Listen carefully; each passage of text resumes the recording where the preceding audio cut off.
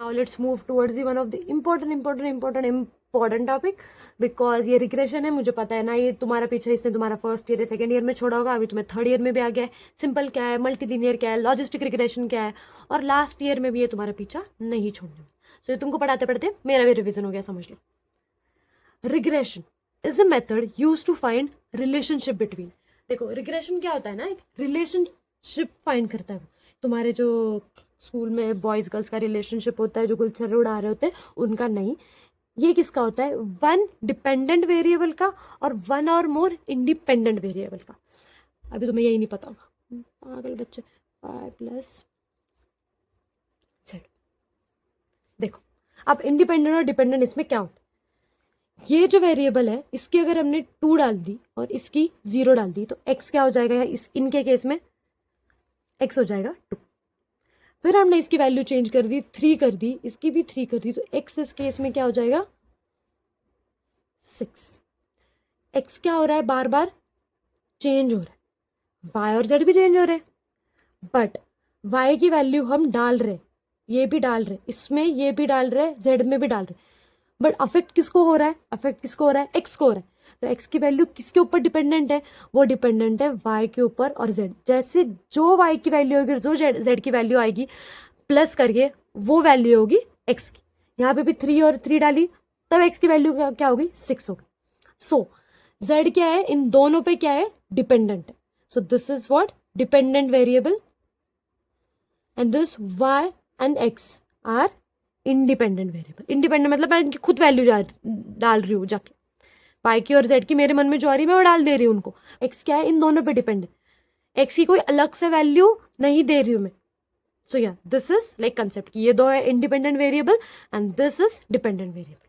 सो इन दोनों के बीच में क्या रिलेशनशिप है, डिपेंडेंट में और इंडिपेंडेंट वेरिएबल में इनकी सिचुएशनशिप चल रही है, और होता है ना जो, तो वो है क्या रिलेशनशिप है इनके बीच में, वो कन्फाइन करता है the one and only regression. If you want to predict student marks based on number of hours he studied, we use a regression. देखो 2 टाइप्स ऑफ रिग्रेशन होता है, लीनियर रिग्रेशन और नॉन लीनियर रिग्रेशन। नाम से ये linear regression में क्या होता है ना, इसके ग्राफ होते हैं, और ग्राफ कैसे होते हैं, लीनियर होते हैं, और ये नॉन लीनियर में ना कुछ ऐसा ऊट पटांग चल रहा होता है, ऐसे ऐसे। सो ये नॉन लीनियर रिग्रेशन का पार्ट हो गया। सो ये वाला नॉन लीनियर रिग्रेशन हमारे इसमें नहीं है, we are only dealing with linear regression, जहाँ पे एक लाइन ही बनेगी तुम्हारे ग्राफ में हमेशा। तो वो भी जो लीनियर रिग्रेशन है it is of 2 type, which is what, simple linear regression और मल्टी लीनियर रिग्रेशन। अब मैं तुमको एकदम यहाँ पे हमने इजी एग्जांपल लिया, इसी एग्जांपल को हम लोग बेस लेके will understand what is simple linear regression, what is multiple linear regression. देखो क्या है, स्टूडेंट के मार्क्स, स्टूडेंट की आईडी है, स्टूडेंट का नेम है, स्टूडेंट के मार्क्स है, और स्टूडेंट के आवर्स कितना पढ़ाई करता है। ओके ये, और then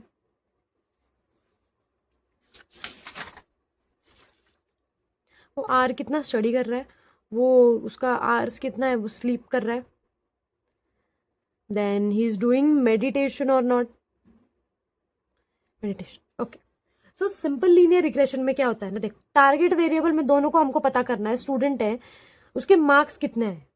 so target variable in दोनों में क्या है, मार्क्स, इसमें भी मार्क्स ही पता करना है, इसमें भी मार्क्स ही पता करना है। बट हम कैसे करेंगे, पहले वाले इसमें सिंपल लीनियर रिग्रेशन मतलब सिंगल वेरिएबल, एक ही वेरिएबल लेंगे। मतलब क्या करेंगे हम, वो कितने घंटे पढ़ रहा है, वो 6 घंटे पढ़ रहा है तो उसको अच्छे मार्क्स आएंगे, वो 2 घंटे पढ़ रहा है उसको बुरे मार्क्स आएंगे। इससे हम डायरेक्टली जज करेंगे कि उसको मार्क्स कितने आए, कौन से कॉलम से, बस एक कॉलम से, एक वेरिएबल से, विच is what, study hours. But हम मल्टी लीनियर रिग्रेशन में क्या कर रहे हैं ना, हम 2-3 फैक्टर्स को कंसिडर कर रहे हैं, हम मोर देन वन वेरिएबल को कंसिडर कर रहे हैं। इसमें हम क्या करेंगे, स्टडी आवर्स तो देखेंगे कि वो पढ़ कितने रहे, बट वो सो भी कितने घंटे रहे।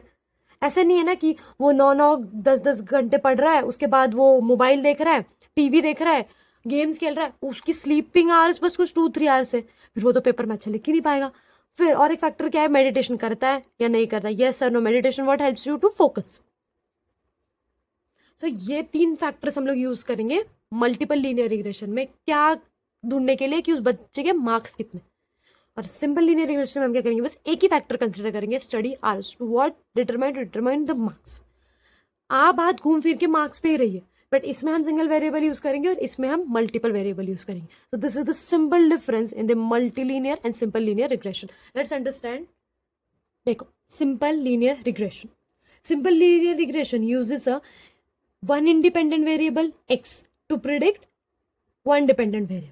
ये क्या करता है? एक ही यूज करता है वेरिएबल टू प्रिडिक्ट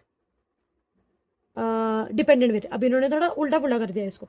क्या किया है? y को डिपेंडेंट दे दिया है x को. मतलब ये क्या है? इंडिपेंडेंट है x इस केस में, और ये वहाँ जो इस साइड होगा वो क्या होगा? हमेशा डिपेंडेंट वेरिएबल होगा. ठीक है. सो डिपेंडेंट वेरिएबल को फाइंड करने के लिए, मतलब स्टूडेंट के मार्क्स को फाइंड करने के लिए हमारे पास अब एक ही क्या है? एक ही इंडिपेंडेंट वेरिएबल है, which is what? Study hours.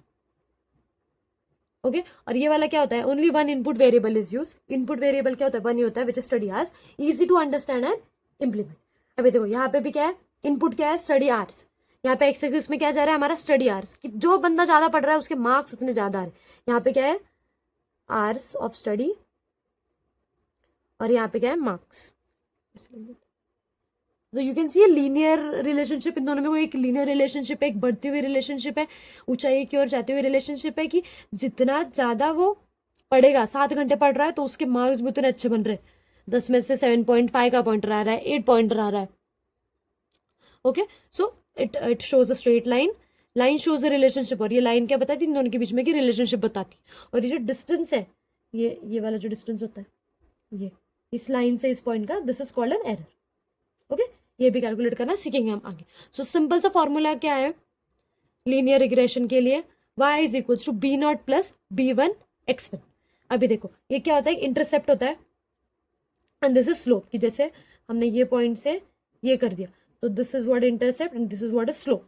ये वाला जो होता है वो स्लोप होता है, और ये यहाँ से जो लाइन होती है वो, मतलब ऐसे जो तुम यहाँ पे ये बना लो, तो ये this is slope and this it is what? Intercept. तो फिर ये इंटरसेप्ट भी ऐड होता है और स्लोप भी ऐड होता है, और एक इंडिपेंडेंट वेरिएबल क्या है? एक ही है. कौन सा? Study hours. वो उसमें ऐड हो जाता है. और y तो हमें पता है मार्क्स है, और ये your is what? Marks, and this is what? Study hours. तो ये करके एक फॉर्मूला होता है b naught plus b1 x1. Okay. और एग्जाम्पल क्या? If a student studies 5 hours we can predict marks using the line equation. Now multilinear regression. Multilinear regression में देखो क्या होता है ना, मल्टीलीनियर रिग्रेशन यूजेस 2 और more independent variable to predict one dependent variable. एक डिपेंडेंट वेरिएबल को प्रिडिक्ट करने के लिए, मतलब मार्क्स को प्रिडिक्ट करने के लिए, हम 2 और उससे ज़्यादा इंडिपेंडेंट वेरिएबल को यूज़ करते हैं. एक्स को यूज़ करते हैं, जेड को यूज़ करते हैं, एम को यूज़ करते हैं. Okay. So this what is like, ये क्या है? उसके स्टडी आवर्स है. फिर ये योगा करता है या नहीं करता, या मेडिटेशन करता है या नहीं करता. ओके. फिर उसका स्लीप आवर भी है. तो ये सब फैक्टर्स हम देखते हैं. More accurate then simple regression, क्योंकि हम इसमें बहुत ज़्यादा फैक्टर्स यूज़ करें, तो इसमें इसकी जो वैल्यू आएगी मार्क्स की वो बहुत ज़्यादा एक्यूरेट होगी. Multiple input affect the output. ये वाले जो मल्टीपल इनपुट है वो साथ में अफेक्ट करते हैं आउटपुट को.